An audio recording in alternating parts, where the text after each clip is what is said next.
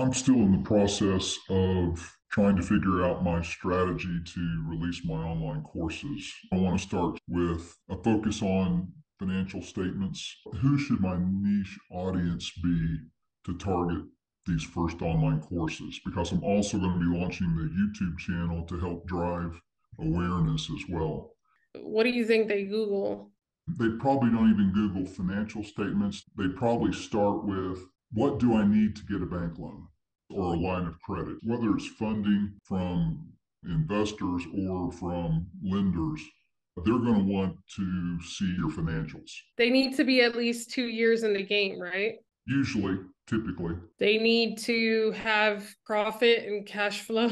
yes. The reason why I ask is because you'd be surprised. There's people that are 10 years in the game and they're still not making money. Years doesn't mean that they're going to be making money. They have to have customers and cash flow. What's the minimum their business should make a year? What minimum their business should be making a year is at least $200,000 at a minimum.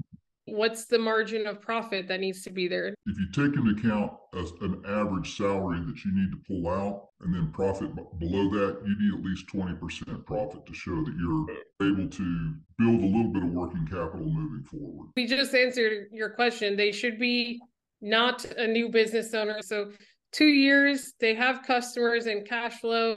They make around 200K, 20% profit. The only other question is why a loan now? What's usually the reason they're going to go get a loan? They're ready to launch and scale their business, so they're going to need to add a team, or they're going to need to add some revenue producing assets that will scale. For example, it could be a landscape business. They're in a neighborhood area or a general location. Now they want to go countywide, and now they're going to need a team and equipment. Now, what type of businesses do the bank loans usually approve? Banks like tangible assets, so there's recourse. We're looking at business owners around 2 years. They have some cash flow. They're making like 200K. They're at 20% profit. They need a loan now. And they ideally are in something blue collar where they have tangible assets over a coaching or consulting business. Correct. That's your answer. Yeah. And even within the tangible assets, I would look at data, what type of companies are applying for loans at this stage. And I would just double down on the top 3 types of companies that are trying to get this loan, because in the examples of your YouTube and all your content, you could be like, for example, if you want to get a loan for a landscaping business, then that example is going to be relevant to the viewer that you want to attract, versus someone like me. I'm like, I don't have a landscaping business, but you don't want someone like me. I can't help you. Exactly. So that's what I'm saying. It's good to know what are the top 3 that are the easiest to get approved. Is it a pool company, landscape, trucking? Get the trucking loan so they could buy a truck and then they could make 20 grand a month driving the truck. That's a great space for you because they could just take the truck back. And I would say right now, a lot of your content examples are more intangible. So your other content for the YouTube and this course needs to be more blue collar stuff like that.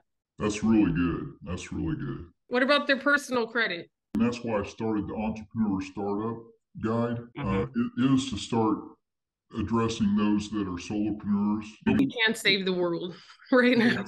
But you're right. What they need is very strong cash management philosophies in place today. Low personal debt. Low personal debt. It needs to stay less than 20% of your credit. Okay, so they have to have good credit and low personal debt.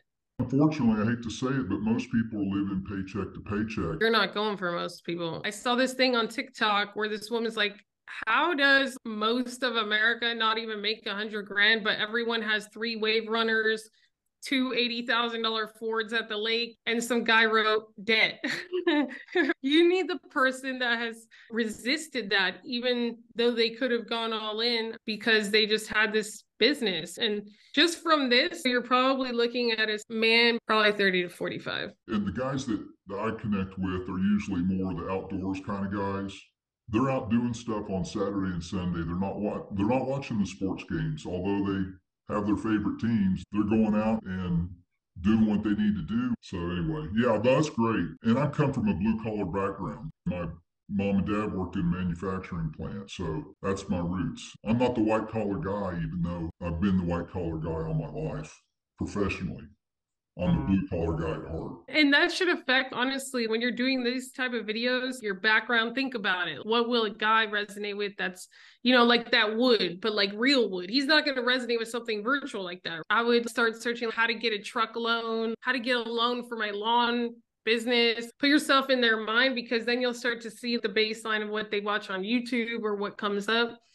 But yeah, I think that you'll definitely resonate with them. That's awesome. Yeah, that's not where I was going, but that's where I should be going. So thank you very much. You're welcome. And again, as you develop it, then maybe you'll be like, hey, and if you're listening, but you don't have good credit, this isn't the video for you, but you could go watch this one or go to that lady, refer them out, start to build up maybe referral partners. Yeah, I've got a relationship at the CPA with the SBA. So that's a good connection I haven't pursued yet.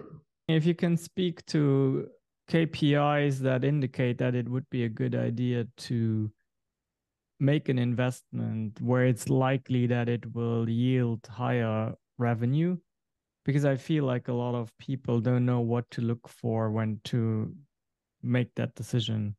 That's good. It's what are true revenue generating assets. It's not the tax preparer's suggestion to go out and buy your 2,500-pound big SUV. That's not what I would recommend. Even though it does get you a good tax write-off, it's that one-time benefit. And then where does it take you?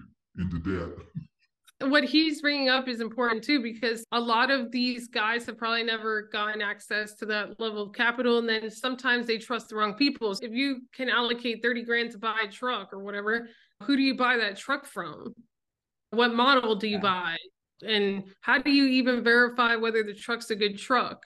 Because if you spend that money and someone lies to you, the bank doesn't care. Yeah, it's got to produce you revenue, and it's got to be in your plan.